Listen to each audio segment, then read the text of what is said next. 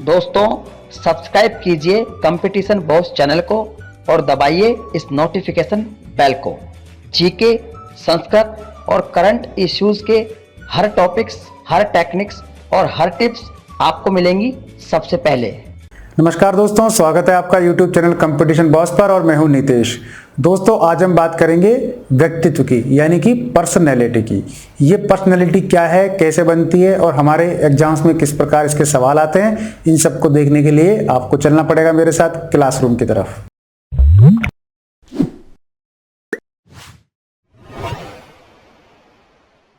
देखो ये टॉपिक है अपना व्यक्तित्व यानी पर्सनैलिटी।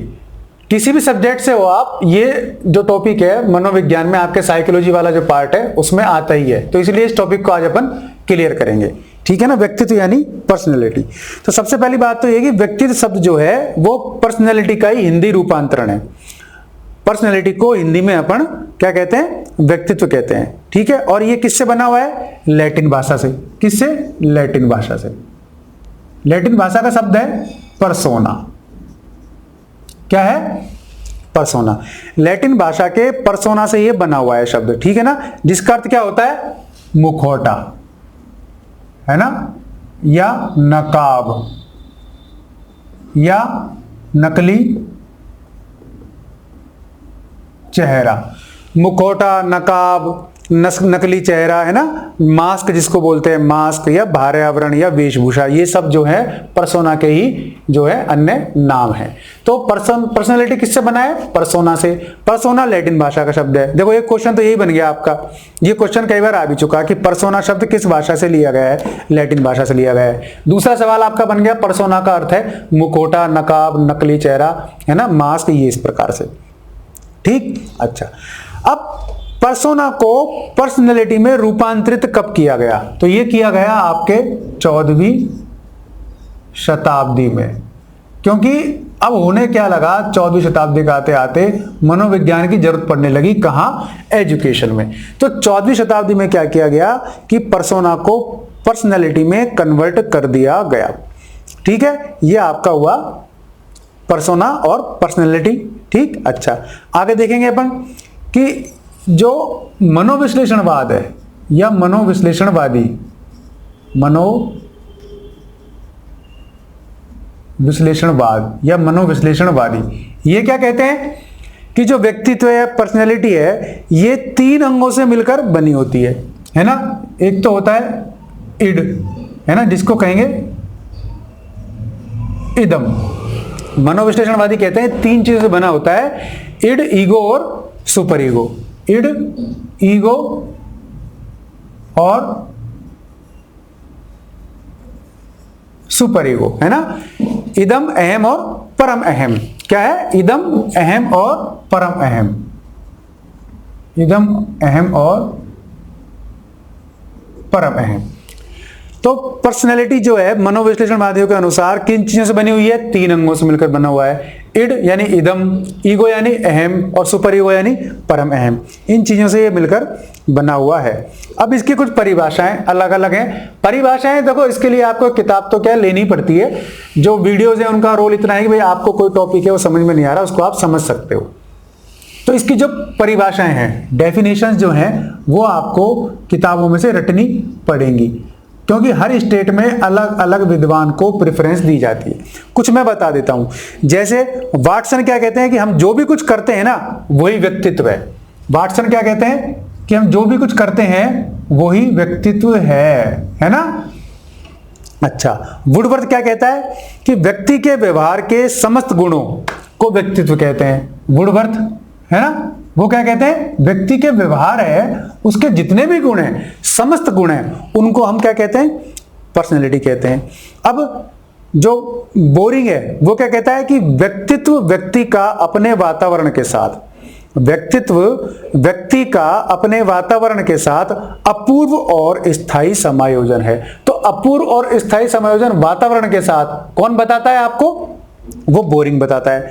अब एक विद्वान और है वैलेंटाइन। ठीक है ना, वैलेंटाइन। वैलेंटाइन 14 फरवरी वाला नहीं है ये, ठीक है। वैलेंटाइन एक साइकोलॉजिस्ट थे जो क्या कहते हैं, किसके बारे में, व्यक्तित्व के बारे में, पर्सनैलिटी के बारे में, कि व्यक्ति जन्मजात और अर्जित प्रवृत्तियों का योग है। पर्सनैलिटी या व्यक्तित्व क्या है? जन्मजात या अर्जित प्रवृत्तियों का योग। तो वैलेंट, अब सवाल कैसे घूम जाता है, परिभाषा से सवाल घूम जाता है। पूछ लेगा कि निम्न में से किस वैज्ञानिक के अनुसार, किस मनोवैज्ञानिक के अनुसार व्यक्तित्व को जन्मजात और अर्जित प्रवृत्तियों का योग बताया गया है? तो किसके अनुसार? वैलेंटाइन के अनुसार। इस प्रकार ये आपका परिभाषाएं अलग अलग बन जाती हैं, ठीक है ना। तो लैटिन भाषा से बना है, पर्सोना शब्द से बना हुआ है, इसका अर्थ होता है मुखौटा, नकाब या नकली चेहरा, है ना। मुखौटा, नकाब या नकली चेहरा, ये परिभाषाएं आपको याद करनी पड़ेंगी, ठीक है। अच्छा, अब अपन आगे चलते हैं, किसमें? व्यक्तित्व को समझते हैं, ठीक है ना। व्यक्तित्व की विशेषताएं अपन देख लेते हैं, ठीक है। देखो, विशेषताओं का कोई ओड नहीं है, ठीक है ना। विशेषताओं का कोई ओड नहीं है, फिर भी कुछ विशेषताएं अपन देख लेते हैं। व्यक्तित्व क्या है? एक तो जन्मजात है, क्या है? जन्मजात। दूसरा, अर्जित प्रवृत्तियों का योग। मैंने अभी भी आपको कहा था कि सवाल परिभाषाओं से ही बनते हैं, ये हालांकि वैलेंटाइन ने कहा था, लेकिन ये कि विशेषताओं में शामिल हो गया। व्यक्तित्व क्या है? जन्मजात है और अर्जित प्रवृत्तियों का योग है। दूसरा, इसका, ये बोरिंग ने कहा था, है ना, क्या कहा था? कि वातावरण के साथ अपूर्व समायोजन है, वातावरण के साथ अपूर्व समायोजन है। देखो, सब लोग कहते हैं यार फलाने आदमी की या फलानी उसकी लेडीज की पर्सनैलिटी बहुत ही शानदार है, तो वो यही कारण है कि वो वातावरण के साथ समायोजन करने में कामयाब होते हैं। कुछ लोग जल्दी इरिटेट हो जाते हैं, कुछ लोग जल्दी साथ छोड़ देते हैं, कुछ लोग गुस्सा जल्दी करते हैं, कुछ लोग किसी चीज को बहुत ध्यान से सुनते हैं फिर जवाब देते हैं। यानी कि हर परिस्थिति में जो सेट हो जाए, जो उसके साथ समायोजन कर ले, है ना, कॉम्बिनेशन उसके साथ अच्छा बना ले, वो पर्सनैलिटी अच्छी कही जाती है। तो इसलिए वातावरण के साथ अपूर्व समायोजन। वातावरण मतलब आपको एटमॉस्फेयर से ही संबंधित नहीं है, सर्दी गर्मी बरसात से। वातावरण मतलब आपके आसपास के लोग, आप जिस फैमिली में रहते हैं वो एरिया, जिस घर में रहते हैं वो स्थान, जिस मोहल्ले में रहते हैं, कॉलोनी में रहते हैं, शहर में रहते हैं वो एरिया, वहां जैसे भी लोग हैं, जैसे भी व्यक्तित्व के लोग हैं, आप उनके साथ समायोजन बना लें। इसलिए पर्सनैलिटी समझने की जरूरत है कि इसकी विशेषताओं में शामिल है कि वातावरण के साथ अपूर्व समायोजन, सबसे महत्वपूर्ण विशेषता इसकी ये है, ठीक है ना। अच्छा, फिर और क्या लेंगे अपन? व्यक्तित्व गतिशील भी होता है। क्या होता है? व्यक्तित्व क्या होता है? गतिशील होता है। क्यों? देखो, आज अपन किसी परिस्थिति में कैसे चल रहे हैं, है ना, अपनी सोच क्या है, कल परिस्थितियां बदलती हैं तो अपनी सोच बदल जाती है, यानी कि पर्सनैलिटी चेंज हो जाती है। तो इसलिए कहा गया है कि व्यक्तित्व जो है वो क्या है? गतिशील भी होता है। तो व्यक्तित्व क्या है? गतिशील है, ठीक है। अच्छा, अब व्यक्तित्व में शारीरिक और संज्ञानात्मक दोनों गुण होते हैं। देखो, शारीरिक व्यक्तित्व मतलब क्या हो गया? आपकी कदकाठी, आकार, लंबाई, चौड़ाई, ये आपकी शारीरिक गतिविधियां हो गई। अब संज्ञानात्मक, आपकी संज्ञान से मतलब क्या होता है? संज्ञान जो है अपने आप में व्यापक शब्द है। संज्ञानात्मकता क्या है? कि अपने आप में व्यापक जो अलग से विचारधारा है, इसको मैं आगे के टॉपिक्स में क्लियर करूंगा, पर ये समझ लो संज्ञान शब्द आपकी बुद्धि से संबंधित है, आपकी पर्सनैलिटी वहां से भी आगे चलती है। तो ये क्या है? शारीरिक और संज्ञानात्मक जो है उन दोनों का संगठन दोनों के गुणों से युक्त है, ठीक है ना। अच्छा, अब व्यक्तित्व के विशेष अंग भी होते हैं कुछ, है ना। विशेषताएं मैंने लिखी कम है, बताई ठीक है आपको 3-4, या हालांकि आपको समझने के लिए जरूरी है ये चीजें। अच्छा, अब अपन देखें व्यक्तित्व की कुछ विशेषताएं या विशेष अंग कौन कौन से हैं। देखो, अपन क्या देखेंगे हम? व्यक्तित्व के विशेष अंग कितने बताए गए हैं? व्यक्तित्व के विशेष अंग बताए गए हैं अपने 6। व्यक्तित्व के विशेष अंग बताए गए हैं 6। कौन कौन से? देखो, एक तो है शारीरिक विशेषक, इनको क्या कहा गया है? विशेषक, क्योंकि ये इसके विशेष अंग हैं इसलिए इनको विशेषक कहा गया है। दूसरा, बौद्धिक विशेषक, बौद्धिक विशेषक। एक्चुअल में जो विशेषताएं निकलती हैं वो परिभाषाओं से, यानी कि हर चीज आपस में एक दूसरे से गुथी हुई है ना, इसके बिना आप आगे नहीं चल सकते। तीसरा, सामाजिक विशेषक, ठीक है ना। चौथा, अन्य विशेष, चौथा इसका सामवेगिक विशेषक, क्योंकि काफी सारे हैं, आपको 5 याद रखने हैं। सामयिक विशेषक है ना, और 5वां है सामयिक के बाद नैतिक विशेषक। मैंने बताया आपको कि विशेषक बहुत सारे हैं, तो इस कारण जो 7वां आपका, 6ठा आपका है वो है अन्य विशेषक। आपको याद कितने रखने हैं? 5। शारीरिक, बौद्धिक, सामाजिक, सामूहिक और नैतिक विशेषक। ये आपकी पर्सनैलिटी से संबंधित हैं, इसलिए इनको विशेषण बताया गया है। अब शारीरिक विशेषक से आप समझ जाओ, जो आपका शारीरिक संगठन है ना, वही आपका शारीरिक विशेषक है, जिसमें आपके शरीर का गठन है ना, रंग रूप, आप काले हैं कि गोरे, खूबसूरत हैं कि भद्दे हैं, है ना, इस प्रकार। यहां मानसिकता पे मत जाना, शरीर से संबंधित है, क्योंकि अपन मनोविज्ञान पढ़ रहे हैं, उदाहरण नहीं बदले जा सकते, है ना, ध्यान रखना, मनोविज्ञान पढ़ रहे हैं, उदाहरण नहीं बदले जा सकते, तो भावनाएं अलग रख देना, केवल याद करने के लिए, एग्जाम के हिसाब से समझना। शारीरिक विशेषक में आपका रूप रंग कैसा है, आप सांवले हैं कि काले हैं कि गोरे हैं, आप लंबे हैं कि चौड़े हैं, है ना, आप मोटे हैं कि पतले हैं, खूबसूरत हैं कि भद्दे हैं, इस प्रकार ये आपके शारीरिक विशेषक। अब दूसरी चीज आ गई बौद्धिक विशेषक। बौद्धिक में क्या है? आपकी कल्पना शक्ति कैसी है ना, क्या है? आपकी कल्पना शक्ति कैसी है, आपकी वैचारिक शक्ति कैसी है, आपकी तर्क शक्ति कैसी है, ये सब चीजें, यानी बुद्धि से संबंधित जो भी एलिमेंट्स हैं वो आपके पर्सनैलिटी के बौद्धिक विशेषकों में आएंगे। ठीक है, अब आपके चिंतन शक्ति, निर्णय शक्ति, विचार शक्ति, सारी चीजें, कल्पना वल्पना, सारी की सारी आपकी आएंगी बौद्धिक विशेषकों में। तीसरी चीज है सामाजिक विशेषक। सामाजिक विशेषक में क्या है कि जो आपको सामाजिकता निभाने में महत्वपूर्ण साबित होते हैं, जिन पर्सनालिटी के जिन गुणों से आप समाज में अपना एक मुकाम बनाते हैं, वो आपके सामाजिक विशेषक होते हैं। जैसे मान लो कोई आपसे हेल्प लेने के लिए आया, आपने उसको भगा दिया, तो वो आप सामाजिक नहीं है। अगर आपने उसकी हेल्प करी तो आप सामाजिक हैं। बाय द वे आप उसकी हेल्प नहीं कर पाए, लेकिन आपने उसको मानसिक तौर पर संतुष्ट करके भेज दिया जहां उसको हेल्प मिलेगी वहां के लिए, तो भी आप सामाजिक कहलाएंगे। तो सामाजिक विशेषक का मतलब क्या है? आप में सहयोग की भावना होनी चाहिए, है ना, त्याग की भावना होनी चाहिए। कभी कभी किसी के लिए आपको धूप में भी जाना पड़ सकता है ना, किसी को आर्थिक मदद भी करनी पड़ सकती है, तो ये आपकी चीज हो गई, है ना। भावनाएं होनी चाहिए, भारत मतलब उसके साथ भाईचारे की, है ना, सहानुभूति होनी चाहिए, ये आपके सामाजिक विशेषक हो गए। संवेग विशेषक, देखो संवेग से संबंधित है ये। संवेग है ना, सारे ही हैं। आपको गुस्सा आता है, क्रोध आता है, किसी पे प्रेम आता है आपको, है ना, कभी आप हंसते हैं, कभी आप रोते हैं, कभी आपको किसी से नफरत हो जाती है, कभी आप किसी से प्रेम हो जाता है, आप में कभी काम भावना जगती है, तो कभी आप में विरक्ति की भावना जगती है ना, कभी आप किसी को प्रतिकार करते हैं, लड़ते हैं किसी से, तो कभी आप किसी से दोस्ती कर लेते हैं। ये सारे संवेग है। संवेग 2 प्रकार के बताए गए हैं। एक तो है सकारात्मक संवेग, है ना, कैसा?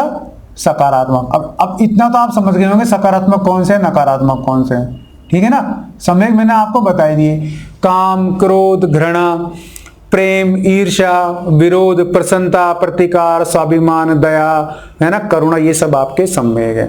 तो इसमें से सकारात्मक कौन कौन से हैं? जैसे दया, प्रेम, करुणा, है ना, इस प्रकार जो भी अच्छे हैं वो तो है सकारात्मक। अब नकारात्मक कौन से हैं? जैसे क्रोध, है ना, विरोध। विरोध हालांकि सही चीजों का भी होता है ना, और गलत का भी होता है। तो गलत का विरोध है तो वो नकारात्मक नहीं है, लेकिन विरोध शब्द जो है वो नकारात्मक के तहत ही अपन को शामिल करना पड़ेगा। ये नकारात्मक हो गई, यानी जिनसे जो बुरी चीजें हैं वो सब चीजें आपके नकारात्मक हैं, जो अच्छी चीजें हैं वो आपके सकारात्मक है। संवेग 2 प्रकार के हो गए अब आपके। अब है आपके नैतिक विशेषक, यानी कि आपके मोरल। आपका मोरल विशेषक क्या है? आपका मन अंतरात्मा क्या कहती है? जैसे सदा सच बोलो, है ना, कभी झूठ मत बोलो, है ना, सबकी मदद करो, है ना, ये सब चीजें। आचरण अच्छा रखो, समय पर काम करो, चरित्रवान बनो, है ना, चरित्र, ठीक है ना, सच, चरित्र, है ना, ये सब चीजें आपके नैतिक विशेषक है। नैतिकता से संबंधित जो भी विशेषक होंगे वो नैतिक विशेषक कहलाएंगे। ये आपके हुए। अब इनके अलावा भी कुछ ऐसे विशेषक हैं जो हम इन कैटेगरी में नहीं रख सकते, है ना, उनको हम सब किस में शामिल कर लेंगे? अन्य विशेषकों में। अब मान लीजिए आपकी किसी चीज में रुचि है ना। तो रुचि को कहां शामिल करोगे? शारीरिक में कर नहीं सकते, बौद्धिक में कर नहीं सकते, सामाजिकता का ऐसे रुचि से आपकी रुचि से कोई लेना देना नहीं है, संवेग आपका रुचि संवेगों में शामिल है ही नहीं, है ना। नैतिक विशेषकों में रुचि का लेना देना नहीं है। तो आपकी रुचि है, अभिरुचि है ना, अभिवृत्ति है, आपकी अभिप्रेरणा है, रुचि, अभिरुचि और अभिवृत्ति। अब देखो सवाल कैसे बनता है, इन सब के बारे में आप बता दोगे आराम से, पर्सनैलिटी के विशेष अंगों में क्या क्या है। अब आपसे अब पूछ लेगा कि विशेषक अन्य विशेषकों में शामिल कौन कौन से, तो रुचि, अभिवृत्ति, है ना। इस प्रकार ये दोनों अपने आप में अलग है, अभिवृत्ति, अभिरुचि, है ना। अभिक्षमता क्या है? अभिक्षमता। देखो लिख छोटा रहा हूं पर मेरे ख्याल से समझ में आ रहा होगा। अभिरुचि, रुचि, अभिवृत्ति, अभिक्षमता, ये सब आपके अन्य विशेषकों में शामिल हो जाते हैं। तो इस प्रकार ये आपके पर्सनैलिटी के विशेष अंग हो गए, ठीक है ना।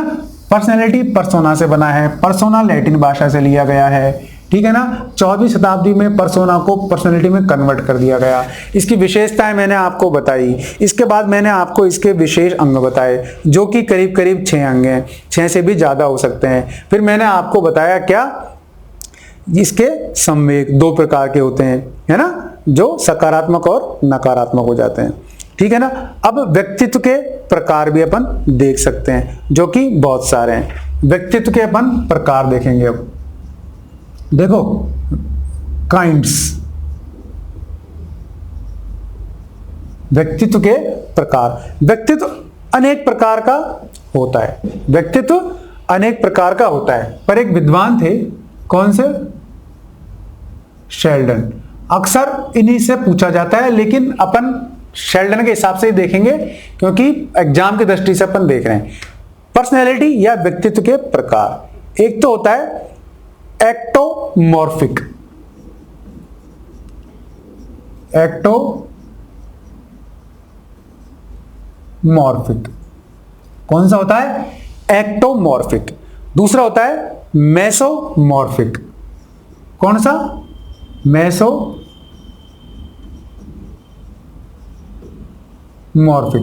एक्टोमॉर्फिक, मेसोमॉर्फिक और तीसरा है एंडोमॉर्फिक।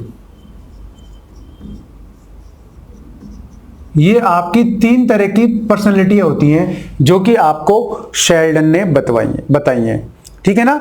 विलियम शेल्डन, पूरा नाम था इनका विलियम शेल्डन। शेल्डन का ही सिद्धांत अक्सर व्यक्तित्व के लिए पूछा जाता है। तो 3 प्रकार की पर्सनैलिटी हो गई, एक्टोमॉर्फिक, मेसोमॉर्फिक और एंडोमॉर्फिक। अब समस्या आती है इनके नाम याद रखने में, तो आप ध्यान रख लो।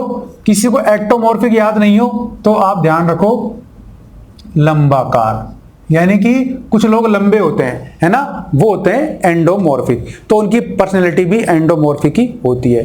कुछ लोग अच्छे खासे होते हैं, हष्ट पुष्ट मस्त, तो वो होते हैं आयताकार, जिनकी लंबाई चौड़ाई बराबर होती है ना, लंबाई अधिक चौड़ाई कम, आयताकार। तीसरे होते हैं एंडोमॉर्फिक, वो सबसे ज्यादा मस्त होते हैं। वो कैसे होते हैं? गोलाकार, यानी कि कुछ मोटे किस्म के लोग। तो एक्टोमॉर्फिक व्यक्तित्व यानी लंबाकार व्यक्तित्व, मेसोमॉर्फिक व्यक्तित्व यानी कि आयताकार व्यक्तित्व या पर्सनैलिटी, एंडोमॉर्फिक पर्सनैलिटी यानी कि गोलाकार व्यक्तित्व। अब इनका भी थोड़ा सा आप देख लो। लंबाकार में तो लंबे दुबले पतले लोग आते हैं, है ना, और जैसे लज्जाशील होंगे, संकोची होंगे, क्रोध भी इनको आता है, गंभीर होते हैं, चिंतित होते हैं, इस प्रकार, ठीक है ना। गंभीरता मिलेगी, है ना, चिंतित भी मिलेंगे, ठीक है ना, और लंबे होंगे, आपको पता ही है, पतले भी होंगे, लंबे होंगे तो थोड़े से, ठीक है। अब आपके होते हैं आयताकार, ये क्या होते हैं? हष्टपुष्ट होते हैं, मस्त होते हैं, ठीक है ना, हष्टपुष्ट यानी बिल्कुल हेल्दी होते हैं। तो हेल्दी होने के कारण क्या होता है? इनकी मांसपेशियां विकसित होती है, मोटे तगड़े नहीं होते, खेल कूद करके शरीर को मस्त रखते हैं, ठीक है। ये क्या होते हैं? अब जो खेलेगा आदमी वो मेहनती भी होगा और थोड़ा साहसी भी होगा, है ना। तो साहसी होगा, मेहनती होगा, खेल खिलाड़ी होगा, ऐसा आदमी आयताकार या मेसोमॉर्फिक पर्सनैलिटी का धनी होता है। तीसरा है गोलाकार, खाओ पियो मस्त रहो, बाकी जो होगा अपन उसको देख लेंगे। इस प्रकार के लोग गोल मटोल, मोटे ताजे, आराम पसंद, है ना, आलसी होते हैं, आराम पसंद होते हैं, खुश मिजाज होते हैं और खाने पीने में मस्त रहते हैं, ठीक है ना। उस प्रकार के आदमी जो होते हैं वो एंडोमॉर्फिक पर्सनैलिटी के कहलाते हैं। शेल्डन ने ये कैसे पता लगाया? शेल्डन ने क्या किया कि 4000 लोगों के तस्वीर खींचे, वो नग्न थे, है ना, नग्न लोगों की। क्योंकि नग्न लोगों की तस्वीर इसलिए खींची गई ताकि उनका ये जो व्यक्तित्व है ये मापा जा सके। वो एक्टोमॉर्फिक है यानी लंबा है, वो मेसोमॉर्फिक है यानी आयताकार है, या वो एंडोमॉर्फिक है यानी कि गोलाकार है। तो उन्होंने अपने एक प्रयोग के लिए 4000 लोगों की नग्न तस्वीरें खींची। इस प्रकार उनको पता लगा कि जो व्यक्तित्व है 3 भागों में बांटा जा सकता है, ठीक है। और उन्होंने इसके लिए स्केल भी बनाया जिसमें उन्होंने अधिकतम पॉइंट जो निर्धारित किए वो थे 7। इस प्रकार ये आपके व्यक्तित्व के प्रकार हुए। अगले वीडियोस में हम जो है और देखेंगे व्यक्तित्व के सिद्धांतों के बारे में। तो दोस्तों आगे अपन चलेंगे व्यक्तित्व के सिद्धांतों पर। दोस्तों आज के लिए बस इतना ही। ये वीडियो आपको कैसा लगा कमेंट बॉक्स में जरूर लिखें। अगर ये आपको पसंद आया तो लाइक करें, दोस्तों को शेयर करें, और अगर आप इस चैनल पर नए आए हैं तो सब्सक्राइब जरूर करें। और दोस्तों कम्युनिटी में डेली एक क्वेश्चन इसमें आपको डाला जा रहा है, उसका आंसर जरूर दें ताकि जो आपकी क्वेश्चन बैंक है वो रिच होता रहे। दोस्तों मेरे साथ जुड़े रहिए और ऐसे ही मैं वीडियोज आपके लिए लाता रहूँगा। तब तक के लिए नमस्कार।